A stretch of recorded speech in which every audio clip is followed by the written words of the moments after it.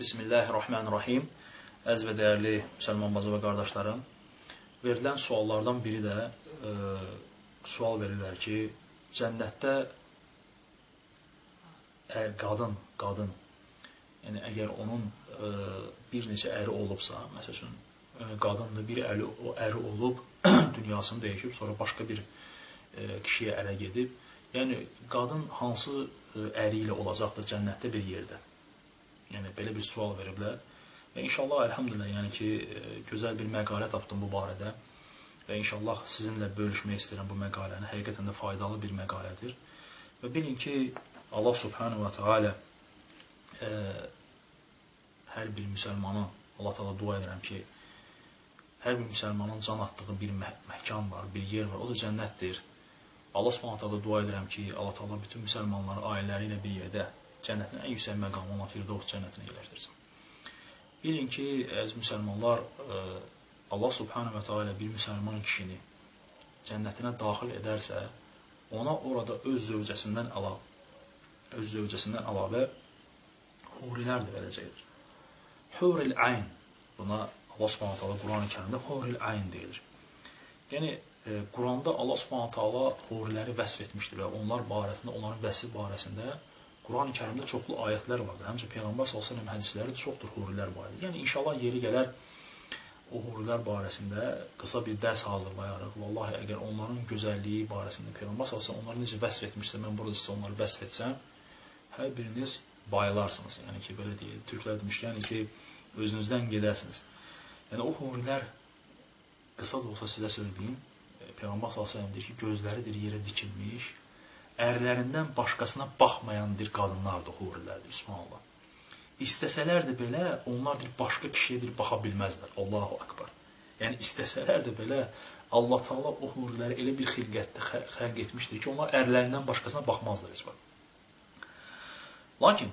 Lakin, mömin qadın, təqvalı qadın, bu dünyada kifir olsa da belə, Allah subhanahu wa ta'ala onu cənnətə daxil etdiyi zaman o hurilərdən də gözəl olacaq və hurilərin tacı olacaq onlardan.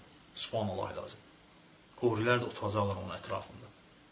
O qadının onların hər birisindən də gözəl olacaq. Subhanallah. Yəni bu Allah Taala'nın nemətidir və lütfüdür. Qat-qat gözəl olacaq hurilərdən. Və ona görə də Peyğəmbər s.ə.v buyurur ki, hədisdə, yəni cənnətdə heç kəs bekar olmayacaq. Yəni ki, belə deyil, ailə qurmadan, ailəsiz, yəni evsiz, evlənmədən heç kəs cənnətdə olmayacaq. Hər bir kəs, hətta evli olmayan bu dünyada, dünyasını dəyişirsə, Allah subhanahu ta'ala cənnətdə onu nə edir? Evləndirəcək hurilərini. Ona görə də Peyğəmbər s.ə.v buyurur ki, Allah ta'ala şəhidlərə 70 dənə huri ilə evləndirməyə icazə hazırlayacaq. Yəni şəhidlər öz dərəcələrinin yüksək olmağına görə Allah Taala onlara daha çox nədir? Huri bəxş edəcək. Amma beləncə hər bir mömin kişiyə hədislərdə qeyd olunub ki, 2 dənə huri veriləcəkdir. Yaxşı, bəs qadın əgər cənnətə düşərsə və onun bu dünyada bir neçə əri olubsa, o hansı ilə olacaqdır? Subhanallah, diqqətlə qulaq asın. Bu məsələdə bir neçə rəy var. Birinci rəy odur ki, ən gözəl əxlaqlı olanla cənnətdə bir yerdə olacaqdır.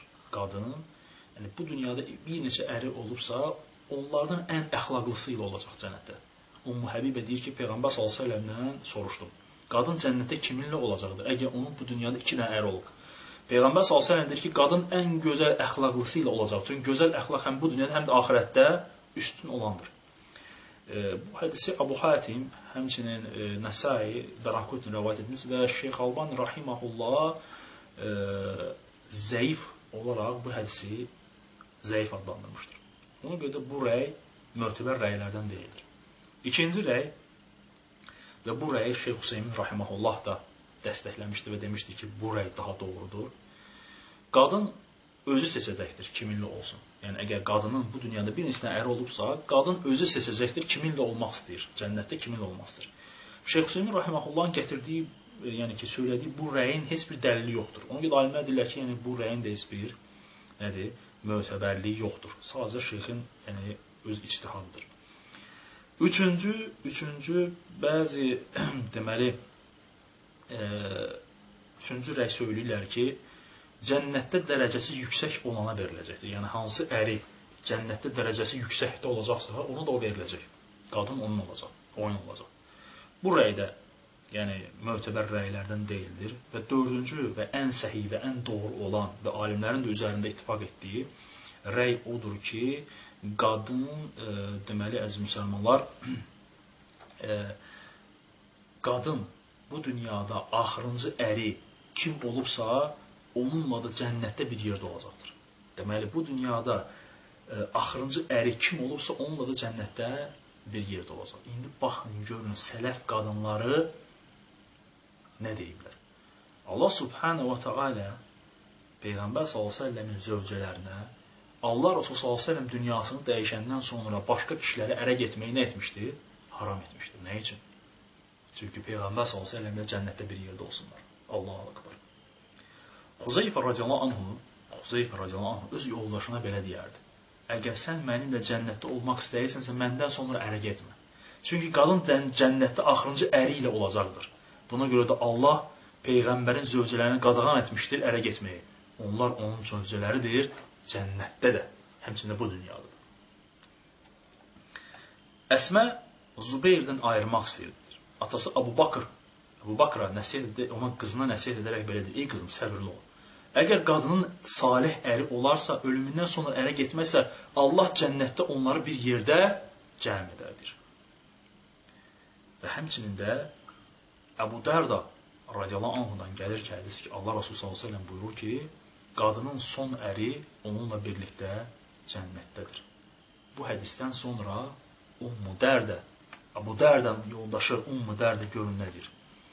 Cənnətdə Əbu Dərdə ilə evlənməyənədək bir daha ərə getmərəmdir. Allahu Akbar. Bax, bu qadın nümunədir. Bax, bu qadın nümunədir ki, qadın öz ərindən başqasında nədir? Ərinə bağlanmalıdır. Öz ərinin zimməti altında olmalıdır. Onun sevgisi bircə dəfə olursa, bu həyatda Allah Taala'nın ona verdiyi o da öz ərinə olaraq olmalıdır sevgi. Və ona da bağlanmalıdır. Və qadın arzu etməlidir, istəməlidir ki, əgər həqiqətən də ərini sevibsə, onunla ailə qurub, sevərək evlənibsə və ondan da övladları varsa, öz əri ilə də cənnətdə bir yerdə olmayana qədər başqa bir kişiyə ərə getməməlidir. Allahu Akbar. Bu da sünnətin, yəni Peyğəmbər s.ə.v-in bizlərə yəni cənnətdə qadın hansı əri ilə bir yerdə olacağı barədə hazırladığım qısa məqalə idi. Allah Subhanahu dua edirəm ki, Allah Taala bizləri eşidib və faydalanan qullarına etsin. Dua edirəm ki, Allah Subhanahu bizləri fitnədən və onun əhlindən hifz etsin və qorusun. Subhanək Allahumma və bihamdik əşhədu ən la ilahe əntə əstəğfiruka və etûbu ileyk.